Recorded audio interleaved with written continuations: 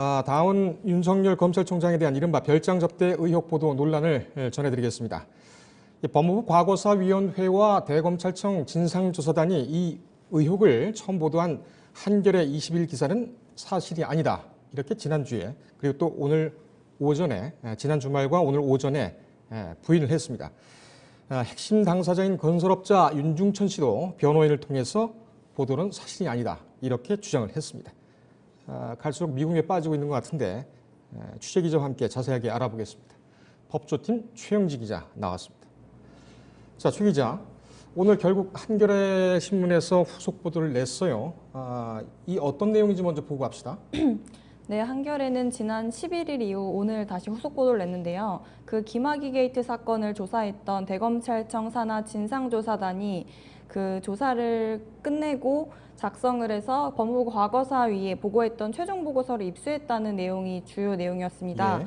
그 한겨레 보도 따르면 그 윤중천 씨가 사업가인 임모 씨를 통해 윤석열 총장을 소개를 받았고 예. 알고 지냈다는 진술이 담겨 있는 것으로 보도가 됐고요. 예. 윤 총장이 원주별장에 온 적도 있는 것 같다는 내용도 담겨 있었습니다. 네. 임모 씨, 그 사업가 임 씨에 대한 언급도 그 최종 보고서에 들어 있었는데요.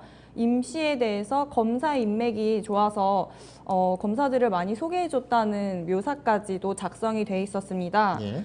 지금 뭐 며칠 동안 검찰과 뭐 법무부 과거사위원회, 대검 진상조사단 그리고 윤석열 총장, 윤중천 씨는 이 한겨레 보도에 대해서 부인을 하고 있지만 한겨레는 또 추가적으로 보도를 하면서 지금 사실 공방이 이어지고 있습니다. 대검찰청도 조금 전에 또 한 차례 이 같은 한겨레 보도가 허위 사실이라고 입장을 보내왔는데요. 예. 이 최종 보고서의 내용이 조사단 관계자가 이 윤중천 씨를 면담한 후에 작성한 면담 보고서를 전제한 것이기 때문에 이 내용에 대해 팩트체크가 전혀 되지 않았다는 게 주요 주장입니다. 예. 대검찰청은 오전에 기자단을 통해서 이 면담 보고서 기재 내용은 과거사 조사단 관계자의 일방적인 주장일 뿐이고 검찰총장 관련 기재 부분이 언제 어떤 경위로 검찰총장이 임모 씨를 알게 됐는지 언제 어떻게 임 씨가 윤 씨에게 윤 총장을 소개했는지에 대한 구체적인 내용이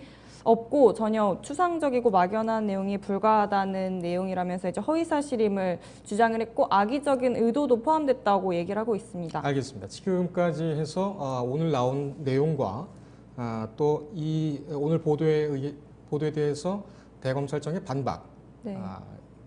어떻게 보면 재반박이겠죠. 예. 반박의 재반박. 이 부분이 나왔는데 이 부분은 중요한 사실관계를 다루고 있기 때문에 PDF와 자료를 보면서 좀 꼼꼼하게 좀 따져가겠습니다. 네. 오늘자 한겨레 신문 PDF 좀 띄워주십시오. 예, 저기 보시면은 오늘 인터넷판이긴 합니다만 오늘 나온 것 중에 가장 핵심은 뭐였냐면 두 가지입니다. 최 기자가 방금 언급했듯이 윤 씨가 임모모 씨로부터 윤석열 검찰총장을 소개받았다.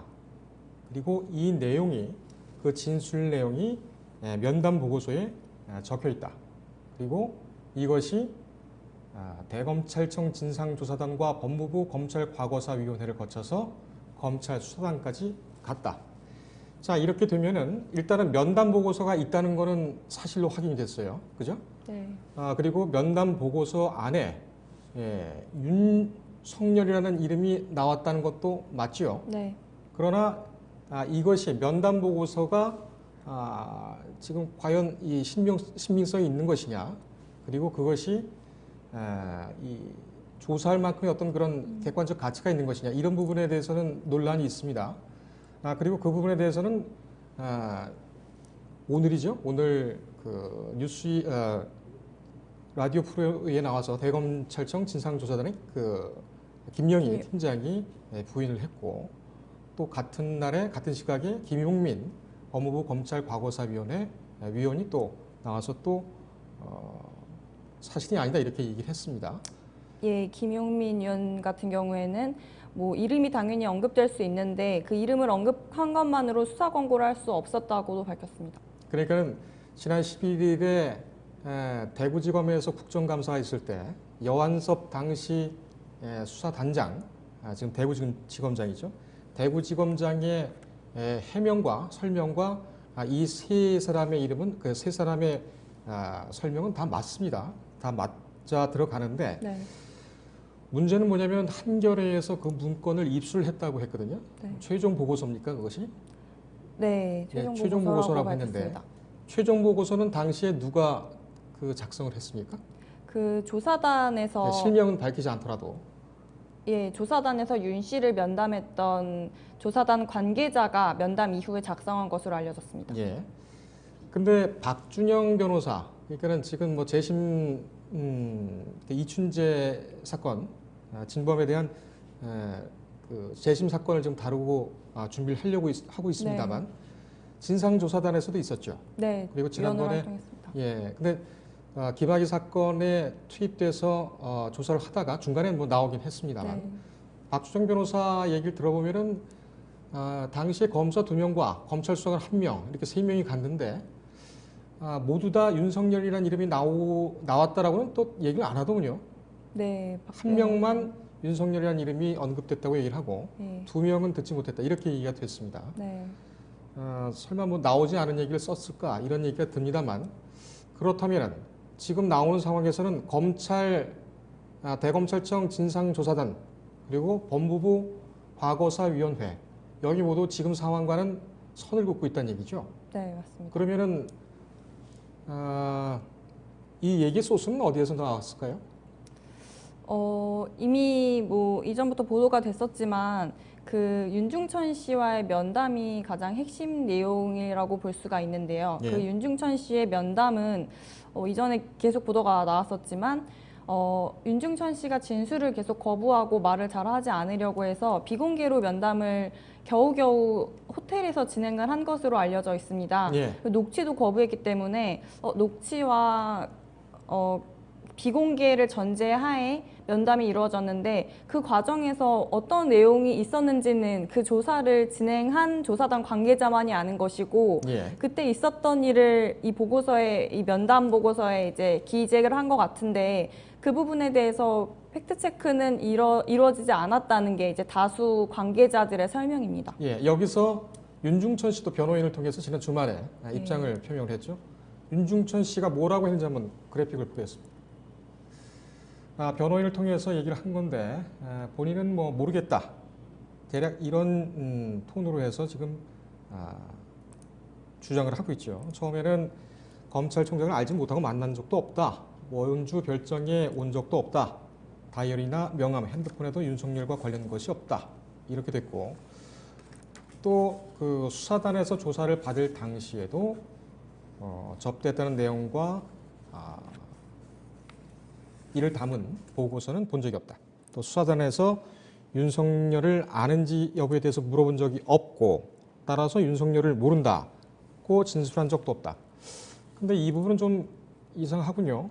분명히 그 여완섭 당시 수사단장, 지금 대구지검장은 윤석열에게 물어봤다고 했는데 아는지 여부에 대해서 물어본 적이 없다. 이렇게 얘기를 했군요. 또 그 소통의 문제가 있었죠. 당시에 진상조사단 검사들과 모텔에서 만나서 얘기했던 부분 이 부분에 대해서도 본인은 얘기한 적이 없다 이렇게 답변을 보냈습니다. 네. 이 부분에 대해서는 한겨레가 다시 재반박을 했었죠. 임무 씨로부터 분명히 소개를 받았다 이런 내용들이 네. 면담 보고서에 예. 있기 때문에 윤 씨의 그 해명은 모순된다 이렇게 네. 얘기가 됐죠. 윤 씨는 이 보고서에 따르면 그런 진술을 한 건 맞는 것 같은데 그 변호인을 통해서 그런 진술을 한 적이 없고 이제 허위 사실이라고 주장을 하면서 언급을 한 것이 본인이 지금 김학의 전 차관에 대한 뇌물 공여 혐의로 기소돼서 지금 공판이 진행되고 있어서 예. 그 부분에 이제 차질이 없었으면 좋겠다는 식으로 밝혔습니다. 예. 그래서 지금 그런 진술을 한 적이 있음에도 지금 그냥 넘어가려는 것이 아닌가 생각되기도 합니다.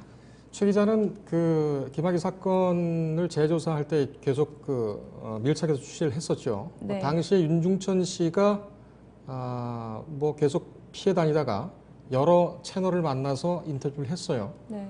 그리고 또 조사도 와서 받기도 하고 최 기자가 볼 때는 윤 씨의 진술의 태도 내지는 진술의 신빙성에 대해서 어떻게 생각합니까? 당시에 그 수사단, 검찰 수사단 관계자들의 이야기를 들어봤었는데요. 윤 씨에 대해서 그때 수차례 소환이 진행이 됐었고 제대로 진술이 되지 않아서 정말 그 조사가 좀 지연이 됐었던 적이 있습니다. 그래서 그때 관계자가 했었던 말은 뭐 하나를 물어보면 다른 얘기를 하고 또 다른 얘기를 물어보면은 아예 또 상반된 얘기를 해서 정말 수사에 곤혹을 치렀다는 이야기를 했었기 때문에 저는 개인적으로 네, 이번 입장에 대해서 그게 정말 사실이 맞는지에 대해서는 좀 의심해 볼 필요가 있다고 생각합니다. 예. 또 뭐 인터뷰도 뭐 그 풀영상으로 해서 또 예. 계속 나오기도 네네. 했으니까요. 네. 그리고 저희도 2013년부터 계속 그 따라온 바에 의하면 신빙성은 없다 이렇게 볼 수가 있는데 반대로 얘기를 하면 지금 한겨레에서 나온 보도를 반박하는 그런 윤중천 씨의 주장도 어찌 보면 신빙성을 단정할 수 없다. 이렇게도 볼 수가 있겠죠. 예, 맞습니다. 사건이 좀 계속 갈 것 같습니다. 자, 법 쪽에서는 뭐 최동욱 전 총장 얘기도 나오면서 프레임이 똑같다. 예. 이거 윤석열 찍어내기 아니냐. 이런 얘기도 나오고 있습니다. 이거 어떻게 생각을 합니까?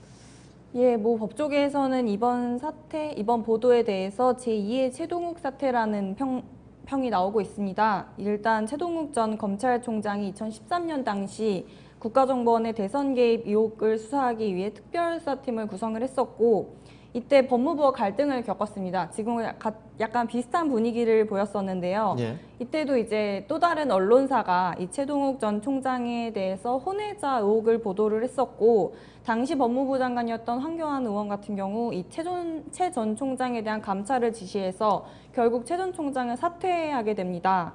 이번에도 이제 윤 총장이 그 별장 출입 의혹을 받으면서 지금 곤욕을 치르고 있는데 윤 총장은 지금 조국 법무부 장관 일가에 대한 수사를 진행 중이지 않습니까? 그래서 이번에도 역시 검찰 찍어내기가 아니냐는 해석이 나오고 있습니다. 알겠습니다. 무슨 그때와 지금 상황은 뭐 완전히 좀 다르죠. 다르긴 예. 한데 어떤 사정상으로는 약간 비슷한 부분이 있다. 이런 얘기가 있을 수가 있죠. 네. 또 음모론이라고 또 얘기를 하고 모르겠습니다. 이 진술이 좀 밝혀져야 되겠습니다만 지금 이 윤석열 검찰총장이 이 한겨레와 그다음에 해당 기사를 작성한 보도한 기자를 고소를 했지요. 예. 이 배당이 지금 됐습니까? 서부지검에 고소장이 발송됐고 아직 배당되지 않았습니다. 아직 배당이 안 됐습니까? 배당이 된다면 아마 형사부 쪽으로 가게 될 것 같은데 신속한 좀 규명이 좀 있어야 될 것 같습니다.